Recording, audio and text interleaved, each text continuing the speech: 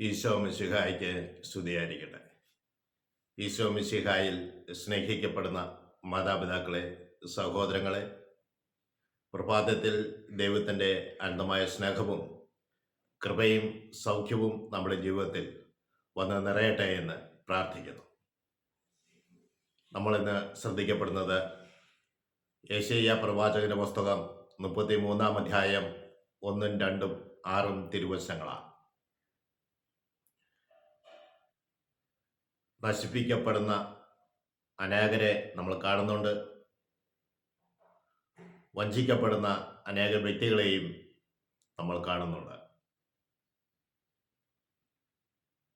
അനുദിനം ജീവിതത്തിൽ നടക്കുന്ന ചില സംഭവങ്ങൾ നമ്മുടെ മനസ്സിലേക്ക് ഒന്ന് കൊണ്ടുവന്നാൽ മതി. എല്ലായിടത്തും വഞ്ചനയും ചൂഷണവും നശിപ്പിക്കുകയും ആണ് ചെയ്തുകൊണ്ടിരിക്കുക. ഇത് വളരെ വർഷങ്ങൾക്ക് മുമ്പ് യേശയ്യാ പ്രവാചകനിലൂടെ ദൈവം അരുളി ചെയ്യുന്നുണ്ട്. അവിടുന്ന് എങ്ങനെയാണ് പറയുക? ഒന്നും നശിപ്പിക്കപ്പെടാതിരിക്കെ നശിപ്പിക്കുന്നവനും വഞ്ചിക്കപ്പെടാതിരിക്കെ വഞ്ചിക്കുന്നവനുമായ നിനക്ക് ദുരിതം. നിന്നെ ആരും നശിപ്പിച്ചിട്ടില്ല, നിന്നെ ആരും വഞ്ചിച്ചിട്ടുമില്ല. എന്നാൽ നീ നശിപ്പിക്കുകയും നീ വഞ്ചിക്കുകയും ചെയ്തുകൊണ്ടിരിക്കുന്നു. നിനക്ക് ദുരിതം. ഇത്രയെല്ലാം ചെയ്തിട്ടും വഞ്ചനയും കാപട്യവും നിറഞ്ഞ ഈ ലോകത്തിൽ തിന്മകൾ വിതർന്ന വ്യക്തികളെ നോക്കുമ്പോൾ അവരുടെ ജീവിതത്തിലെ അനുഗ്രഹങ്ങളാണല്ലോ എന്ന് ലോകം നോക്കി പറയാറുണ്ട്. തിരുവചനം പറയുന്നു, നീ നശിപ്പിച്ചു കഴിയുമ്പോൾ നിനക്ക് നാശം സംഭവിക്കും. വഞ്ചിച്ചു കഴിയുമ്പോൾ നീയും വഞ്ചിക്കപ്പെടും. കർത്താവേ, ഞങ്ങളോട് കരുണയുണ്ടാകണമേ, ഞങ്ങൾ അങ്ങേക്ക് വേണ്ടി കാത്തിരിക്കും. വിലപിക്കുന്ന ജനത്തെ കാണുകയാണ്. ദൈവമേ, ഞങ്ങളോട് കരുണയുണ്ടാകണമേ, ഞങ്ങൾ അങ്ങേക്ക് വേണ്ടി കാത്തിരിക്കും. Praise Lord. ഇന്ന് ചില വ്യക്തികൾ തൻ്റെ മരണത്തെക്കുറിച്ച് ഓർത്ത് ആകുലപ്പെടുന്നുണ്ട്. പ്രായമായി, ഇനി മുന്നോട്ടുള്ള ജീവിതം എങ്ങനെയാണ്? മക്കൾ നോക്കുമോ?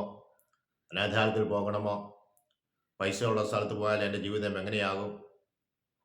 മറ്റുള്ളവരൊക്കെ എൻ്റെ കൂടെ നിൽക്കുമോ എന്നെല്ലാം ആകുലപ്പെടുന്ന കുറേ വ്യക്തികളുണ്ട്. പ്രിയ സഹോദരങ്ങളെ, നിന്റെ ആയുസ് തീരുമാനിക്കുന്നത് ദൈവമാണ്. കാരണം 6-ാം തിരുവചനം പറയുന്നത്, നിന്റെ ആയുസ് തീരുമാനിക്കുന്നത് അവിടുന്നാണ്. നീ അവിടുത്തെ ആശ്രയിച്ചാൽ മാത്രം മതി. അവിടുന്ന് നിനക്ക് വേണ്ട സമയത്ത് ജ്ഞാനവും അറിവും എല്ലാം തന്നുകൊള്ളും. നമ്മളിപ്പോഴേ അതിനെക്കുറിച്ച് അകലപ്പെടേണ്ട ആവശ്യമില്ല. ദൈവത്തിൽ ആശ്രയിക്കുക.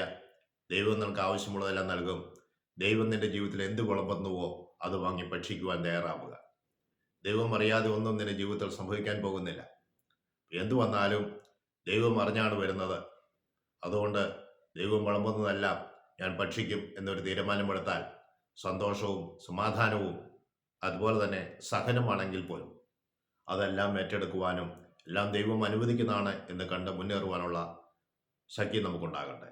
ഈ സഹനത്തിലും വിശുദ്ധന്മാരൊക്കെ ചെയ്തതുപോലെ മറ്റുള്ളവർക്ക് വേണ്ടി പ്രാർത്ഥിക്കുവാനും ഈ സഹനം അനുഭവിച്ചുകൊണ്ട് മറ്റുള്ളവരെ ആത്മാക്കളുടെ രക്ഷയ്ക്ക് വേണ്ടി പ്രാർത്ഥിക്കാനുമെല്ലാം ദൈവം ഇടവരുത്തുന്ന ചില നിമിഷങ്ങളും ചില ദിവസങ്ങളും ചില വർഷങ്ങളുമൊക്കെ ആയിരിക്കാം. അതിനെക്കുറിച്ച് ഓർത്ത് നമ്മൾ ആകുലപ്പെടേണ്ട. തിരുവചനം പറയുന്നു, നിന്റെ ആയുസ് തീരുമാനിക്കുന്നത് നിന്റെ ദൈവമാണ്, അവിടുന്നാണ്. തുടർന്ന് പറയുകയാണ്, നിന്റെ രക്ഷയും ജ്ഞാനവും അറിവിൻ്റെയും എല്ലാം, രക്ഷയുടെയും ജ്ഞാനത്തിൻ്റെയും അറിവിൻ്റെയും എല്ലാം സമൃദ്ധി അവിടെ നിന്നാണ്. അവിടുത്തെ സമ്മാനം അല്ലെങ്കിൽ അവിടുന്ന് നിനക്ക് നൽകപ്പെടുന്ന സമ്പത്ത് ദൈവഭക്തിയാണ്. Praise Lord. അപ്പോൾ ദൈവത്തിൻ്റെ ഈ സമ്പത്ത് സ്വീകരിക്കുക, ദൈവഭക്തിയിലായിരിക്കുക. ദൈവഭക്തിയിലായിരിക്കുമ്പോൾ നിനക്ക് ജ്ഞാനം ലഭിക്കും, അറിവ് ലഭിക്കും. നമ്മൾ തിരുവചനം വായിക്കുമ്പോൾ കാണുക, ദൈവഭക്തിയാണ് ജ്ഞാനത്തിൻ്റെ ആരംഭം. അപ്പോൾ ദൈവം നമുക്ക് നൽകുന്ന സമ്പത്ത് ദൈവഭക്തിയാണ്. ദൈവഭക്തിയോടെ ജീവിക്കുവാൻ നമുക്ക് തീരുമാനമെടുക്കാം. ഏതെല്ലാം പ്രതിസന്ധി ഉണ്ടായാലും, തെറ്റായ ചില വാർത്തകൾ കേൾക്കുമ്പോഴും, പുരോഗതിയെക്കുറിച്ചും ചില സ്ഥാപനങ്ങളെക്കുറിച്ചുമെല്ലാം ചില തെറ്റായ പ്രചരണങ്ങൾ സംഭവിക്കുമ്പോഴും ഒന്നും നമ്മൾ കുലുങ്ങരുത്. കാരണം നമ്മളെ നയിക്കുന്നത് ദൈവമാണ്. ദൈവത്തിൻ്റെ വാക്കിൽ ഉറച്ചു നിൽക്കുക, അവിടുത്തെ ജ്ഞാനത്താൽ നിറയാൻ വേണ്ടി പ്രാർത്ഥിക്കുക, ദൈവമേ അവിടുന്ന് അറിവ് നൽകണമെന്ന് പ്രാർത്ഥിക്കുക, നന്മയ്ക്ക് വേണ്ടി നിലനിൽക്കുക.